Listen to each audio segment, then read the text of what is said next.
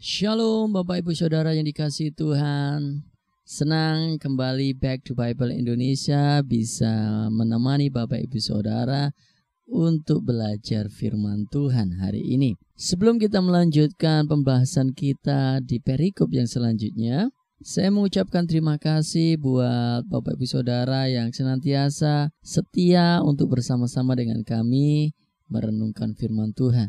Saya berdoa Bapak Ibu Saudara diberkati, dikenan Tuhan, semakin mencintai Tuhan, dan saya berdoa Back to Bible Indonesia bisa terus memberkati Bapak Ibu Saudara dalam menggali firman Tuhan lebih dalam.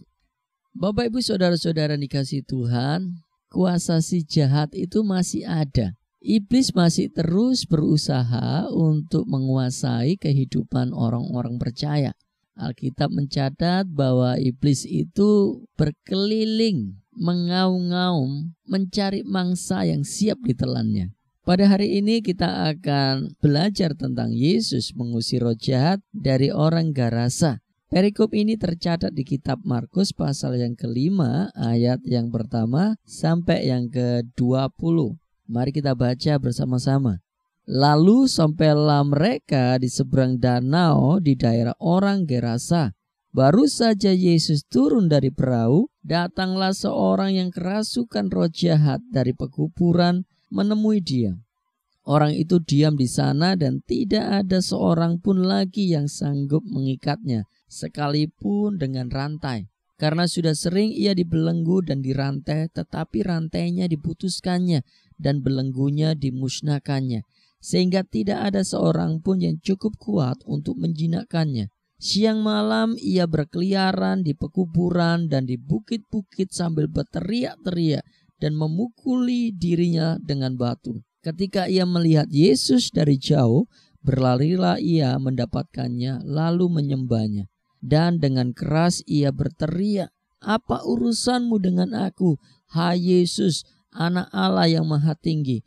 Demi Allah, jangan siksa aku." Karena sebelumnya Yesus mengatakan kepadanya, "Hai engkau roh jahat, keluar dari orang ini." Kemudian ia bertanya kepada orang itu, "Siapa namamu?" Jawabnya, "Namaku Legion, karena kami banyak." Ia memohon dengan sangat supaya Yesus jangan mengusir roh-roh itu keluar dari daerah itu. Adalah di sana di lereng bukit sejumlah besar babi sedang mencari makan. Lalu roh-roh itu meminta kepadanya, katanya, "Suruhlah kami pindah ke dalam babi-babi itu, biarkanlah kami memasukinya." Yesus mengabulkan permintaan mereka, lalu keluarlah roh-roh jahat itu dan memasuki babi-babi itu. Kawanan babi yang kira-kira 2.000 jumlahnya itu terjun dari tepi jurang ke dalam danau dan mati lemas di dalamnya. Maka larilah penjaga-penjaga babi itu dan menceritakan hal itu di kota dan di kampung-kampung sekitarnya. Lalu keluarlah orang untuk melihat apa yang terjadi. Mereka datang kepada Yesus dan melihat orang yang kerasukan itu duduk, sudah berpakaian dan sudah waras. Orang yang tadinya kerasukan legion itu, maka takutlah mereka. Orang-orang yang telah melihat sendiri hal itu menceritakan kepada mereka tentang apa yang telah terjadi atas orang yang kerasukan itu dan tentang babi-babi itu. Lalu mereka mendesak Yesus supaya ia meninggalkan daerah mereka. Pada waktu Yesus naik lagi ke dalam perahu, orang yang tadinya kerasukan setan itu meminta supaya ia diperkenankan menyertai dia. Yesus tidak memperkenankannya, tetapi ia berkata kepada orang itu, "Pulanglah ke rumahmu, kepada orang-orang sekampungmu, dan beritahukanlah kepada mereka segala sesuatu yang telah diperbuat oleh Tuhan atasmu, dan bagaimana ia telah mengasihani engkau." Orang itu pun pergilah dan mulai memberitakan ke daerah Dekapolis segala apa yang telah diperbuat Yesus atas dirinya, dan mereka semua menjadi heran. Haleluya. Mari kita berdoa. Bapa, kami mengucap syukur terima kasih untuk hari ini, untuk segala kebenaran firman Tuhan yang kami boleh baca. Roh Kudus, ajar kami untuk kami menggali firman-Mu. Taruh rema dalam hati kami, singkapkan segala rahasia yang memerdekakan kami. Ajar nyatakan kesalahan kami, didik kami Tuhan, perbaiki kelakuan kami, supaya kami boleh terus hidup dalam setiap firman-Mu. Terima kasih di dalam nama Tuhan Yesus Kristus. Haleluya. Amin. Bapak Ibu Saudara-saudara dikasih Tuhan, pernahkah Bapak Ibu Saudara melihat ada satu atau beberapa dari saudara-saudara kita atau jemaat-jemaat di mana kita bergereja mengalami hal yang sama seperti seorang yang ada di Gerasa, seorang yang dirasuki iblis. Dari apa yang saudara lihat mungkin dan apa yang Alkitab catat hari ini, kita dapati bahwa iblis terus bekerja. Iblis tidak pernah berhenti dari dulu sampai sekarang mencoba untuk menguasai setiap manusia, khususnya oleh orang-orang percaya. Iblis bermusuhan dengan Yesus dan iblis ingin setiap orang-orang yang percaya kepada Yesus berusaha untuk ditelannya. Karena itu Alkitab mencatat iblis itu seperti singa yang berkeliling mengaum-ngaum mencari mangsa yang siap ditelannya. Iblis seringkali memakai jubah bulu domba dengan tujuan untuk menipu dan mencari orang-orang yang siap diterkamnya. Seringkali iblis juga menyamar masuk dalam gereja sebagai malaikat terang supaya orang-orang percaya boleh diseretnya, ditariknya dan dikuasainya. Alkitab mencatat di kitab Yohanes pasal yang ke-8 ayat yang ke-44 berkata, iblislah yang menjadi bapamu dan kamu ingin melakukan keinginan-keinginan bapamu. Ia adalah pembunuh manusia sejak semula. Iblis itu pembunuh manusia sejak semula dan tidak hidup dalam kebenaran sebab di dalam dia tidak ada kebenaran. Apabila ia berkata dusta, ia berkata atas kehendaknya sendiri sebab ia adalah pendusta dan bapa segala pendusta. Saudara perlu tahu bahwa iblis tidak pernah bermaksud baik kepada saudara dan saya, kepada orang-orang percaya, kepada saudara-saudara kita seiman. Iblis selalu memakai keahliannya, yaitu berdusta untuk menjebak, untuk menipu, untuk menarik, untuk memperdaya. Tujuannya untuk membunuh setiap kita. Dengan menjauhkan kita dari Kristus, maka iblis berhasil membunuh kita. Iblis berusaha menaruh atas hidup kita, atas pikiran kita, sebuah benteng-benteng sehingga kita boleh terikat dan dikuasai. Awalnya iblis menguasai roh manusia. Itulah kenapa banyak dari orang-orang percaya tidak suka baca firman Tuhan. Kalau datang ke gereja ngantuk, ngomong sendiri, dan tidak suka memperhatikan firman Tuhan dengan seksama.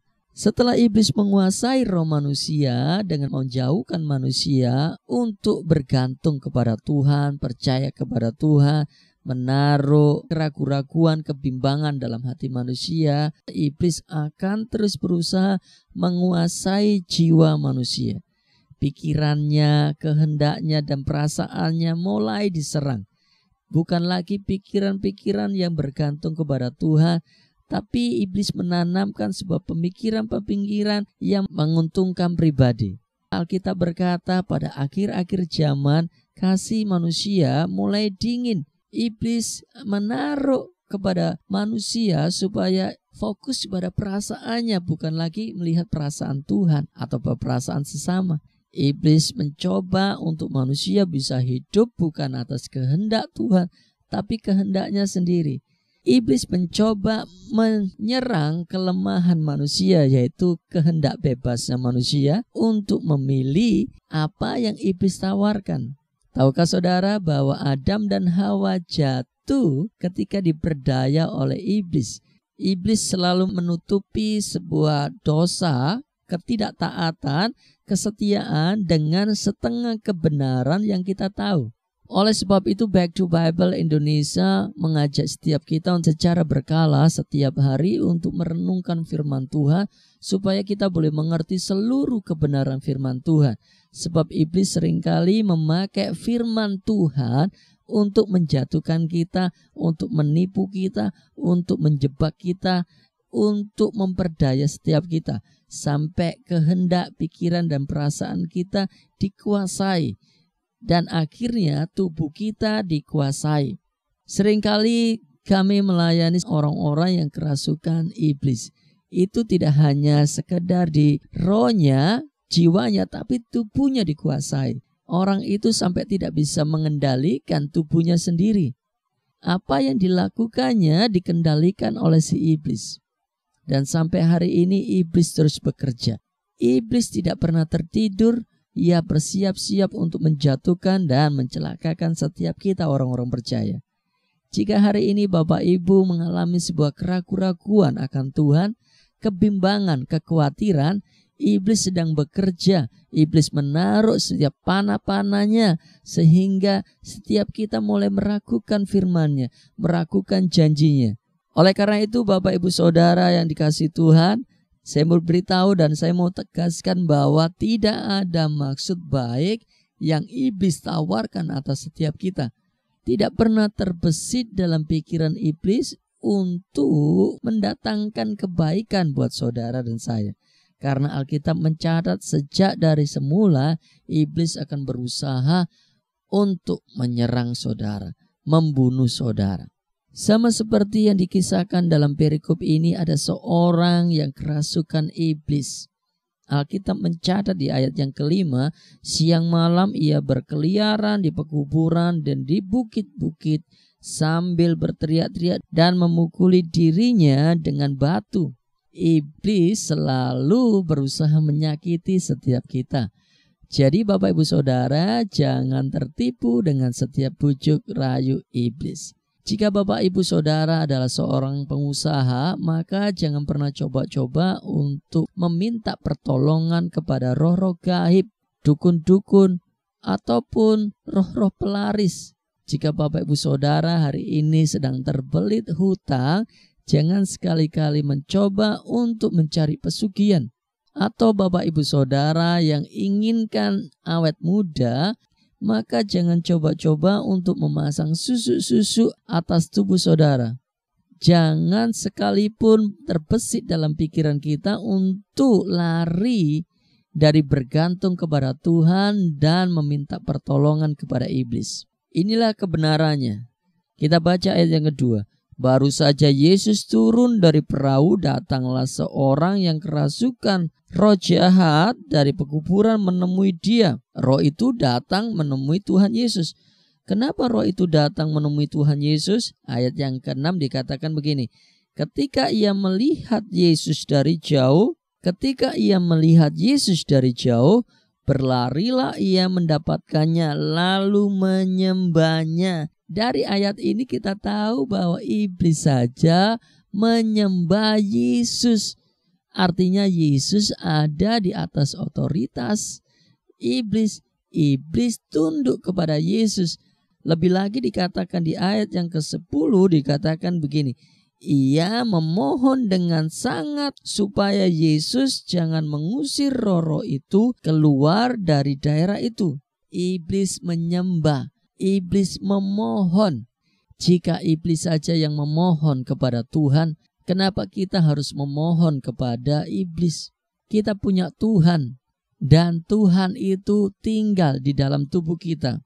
1 Korintus pasal yang ke-6 ayat yang ke-19 berbunyi begini. Atau tidak tahukah kamu bahwa tubuhmu adalah bait Roh Kudus yang diam di dalam kamu, Roh Kudus yang kamu peroleh dari Allah, dan bahwa kamu bukan milik kamu sendiri. Dalam tubuh kita ada roh Tuhan, roh Allah, roh yang memiliki otoritas kepada iblis. Oleh sebab itu jangan datang kepada iblis yang adalah pembunuh dan pendusta. Jangan mau lagi dibodohi oleh setiap tipu muslihat iblis yang memakai kebenaran yang setengah-setengah. Bapak Ibu Saudara, ini warning buat setiap kita. Iblis ingin menyakiti Bapak Ibu Saudara dan keluarga. Banyak kesaksian-kesaksian muncul orang-orang yang pernah terlibat dengan kuasa si jahat, okultisme, perjanjian-perjanjian dengan iblis. Iblis tidak pernah menuntut gratis dari apa yang diberikannya. Padahal iblis tidak pernah memberikan sesuatu. Suatu contoh, ketika kita ingin kaya, iblis tidak memberikan kekayaan buat kita sebenarnya. Namun iblis mengambil kekayaan anak cucu kita, keluarga kita, diberikannya kepada kita. Dan iblis juga tidak mau rugi. Iblis inginkan sesuatu daripada saudara jika kita mengikat perjanjian dengan dia. Bisa saja nyawa saudara, keluarga saudara, ataupun kebahagiaan, ataupun hal-hal yang buruk akan terjadi atas hidup saudara dan saya.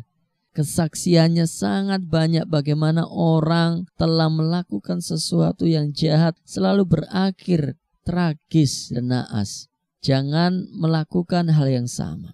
Namun tetaplah bergantung kepada Tuhan. Tuhan yang memutuskan untuk tinggal dalam tubuh kita. Dan roh itu memiliki otoritas kepada iblis. Terus apa yang kita bisa pelajari juga dari perikop ini?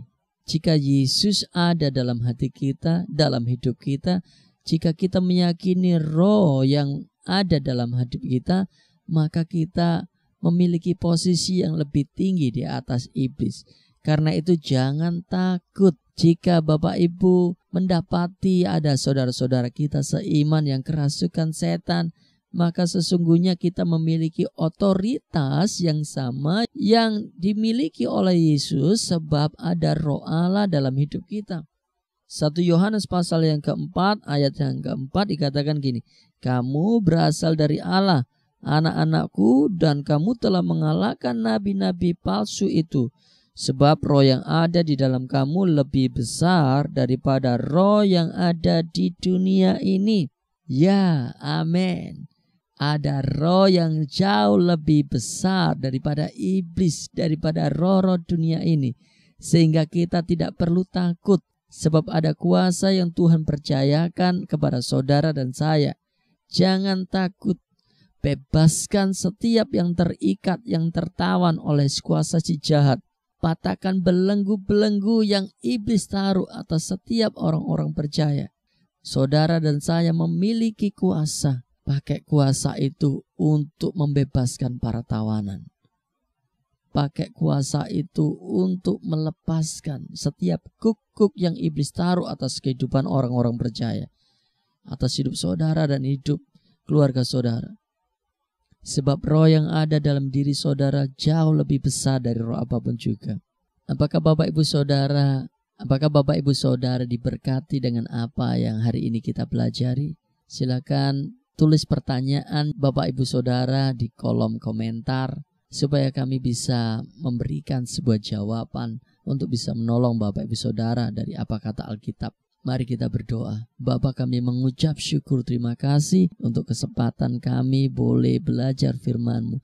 Kami percaya roh yang ada dalam hidup kami lebih besar dari roh apapun juga sebab roh itu datang daripada-Mu.